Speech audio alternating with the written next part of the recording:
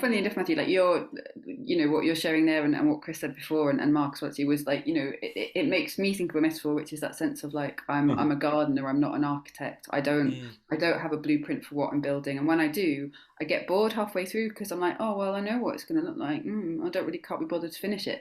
Whereas, I feel like it's like I'm scattering out all these seeds. I don't know what's going to grow. I don't know how long it's going to take. And Chris used to think about, well, it's not fruitful. It's also like, well, I don't, we don't always know what's going to be fruitful. There's this, some random plant over there that doesn't flower for 3 years, and all of a sudden it's got some amazing flower that we wouldn't have realised if we hadn't just kind of let it be, or done it in the first place. So for me, that's the most helpful way. And not everyone's the same. I don't think everyone has to be like this. But for me, that sense of like, I'm creating a garden, like if my life is a garden, like how can I plant the right seeds? And I don't know what's going to grow and what isn't, and it's okay not to know. And I don't know what's going to cross fertilize and all those sorts of other lovely metaphors. And maybe we're all the butterflies in each other's gardens. Pollinators. I'm taking it too far now, but anyway, you know what I'm saying.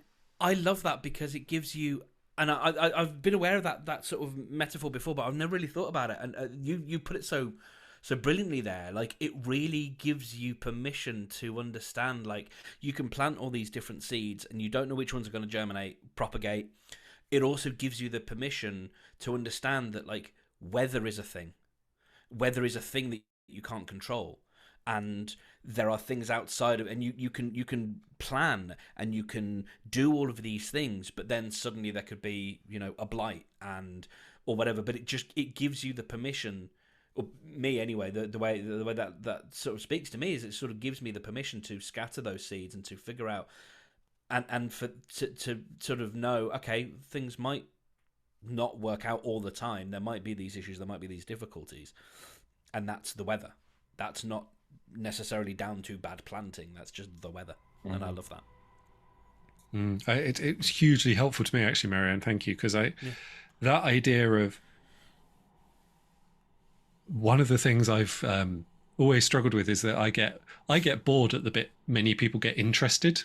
And actually, you've helped explain a big part of that, which is, once I know what I start to get bored when I know what it's going to look like. Yeah. And that novelty seeking, that engagement with what's emerging, rather than the perfection of some vision. And I think this is a really interesting one for transition in the new year. And this idea of it's like vision. I don't do vision. I do like a vague sense of go in that direction and see what's there.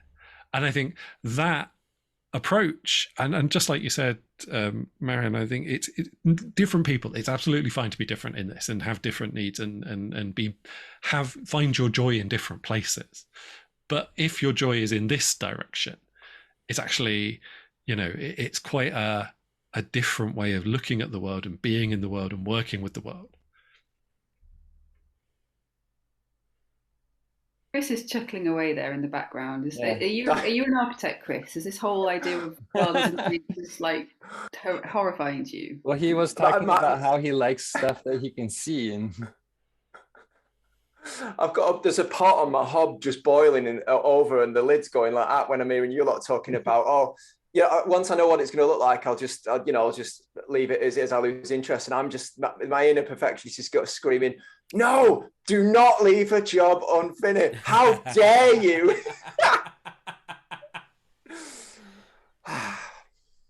That's really. But we need diverse people, don't we? We need people who have the ideas and then lose interest. We need people who come along and do all the heavy lifting and get the jobs finished, don't we? Yeah, tiny amount of judgment there, Chris. Yeah, a little bit. Yeah. A little bit. I'll let him out. I'll let him have a go. He's going back in now. We're okay. I think for me, a huge amount of this is like, what have we learned from others that how we should deal with ourselves, and like that self-punishment thing is like, I have that voice as well. I have that massive why haven't you finished? Why you need to finish? You need to do that now. And you can't do the next thing. It's like you can't go on that. And again, it's the bouncing between things. It's like I do a bit of one thing and a bit of another thing, and then I go back to the other thing instead of being finished. Yeah, irrigating. You just go in between the different. I remember geography, irrigation. Yeah, irrigating. Is it irritating? Sorry. Irrigation. Yes. Rejection.